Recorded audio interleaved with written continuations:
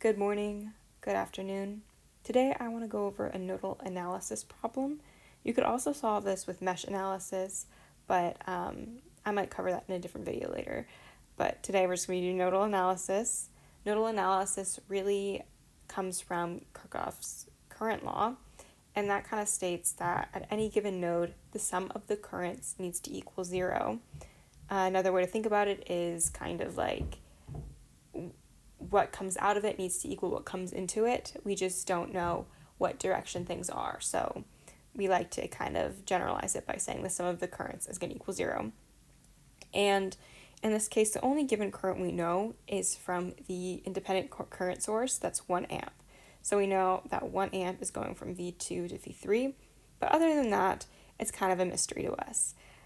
So we're going to use the equation I equals V over R.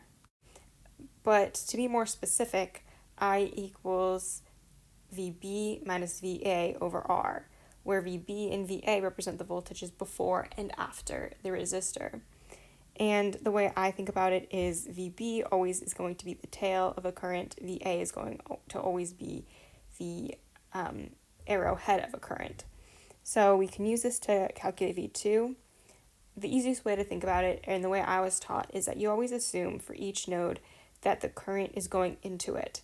So you can say V1 is the tail, V2 is the head, V1 minus V2 over the 50 ohm resistor.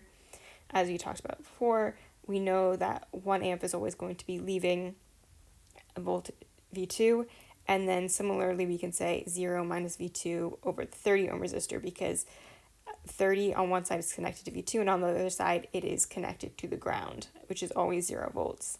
And here I'm just going to simplify it so it's easier to use in ref if you use that on the calculator.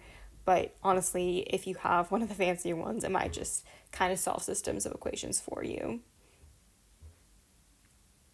Next, I'm going to go over the equation we use for V1. Again, we know that the sum of all the currents needs to equal 0. And it's a really similar process.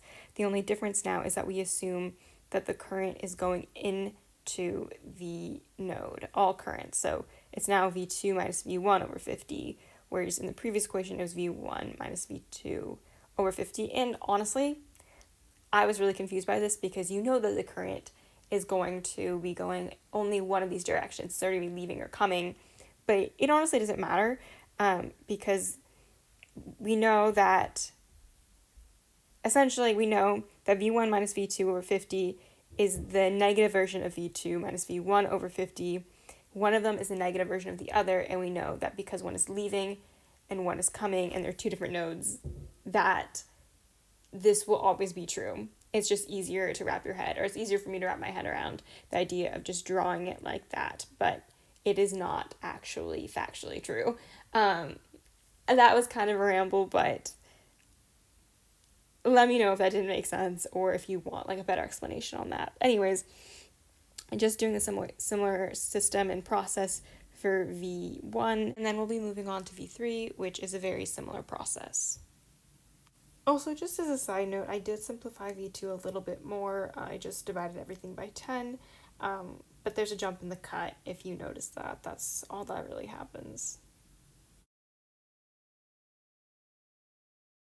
So our last equation we need to do is V3. After V3, we will have a system of equations where we have 3 equations, 3 variables, and therefore we can solve to find each one, either by hand if you like, or a calculator online, or a physical calculator in your class. The main thing to note about this equation is that whereas in the V2 one we did -1, this is now +1 because it is gaining it. Whereas V2 was losing it, V3 is gaining what was lost. And then again, things are going to be, we're imagining the currents pointing into V3, so it's going to be V1 minus V3 for the 45 ohm resistor, and then the other resistors actually are coming from the ground, so it's going to be 0 minus V3, which simplifies to negative V3 for both the 40 and the 25 ohm resistor. And then if you are going to be using a calculator, I like to use the ref function, which takes the systems of equations as a matrix form, and then gives the row echelon format of it, and that essentially gives you V1, V2, V3. I hope this was helpful, and now you guys have a better idea of how to solve a circuits problem using nodal analysis. Thanks for watching, and until next time.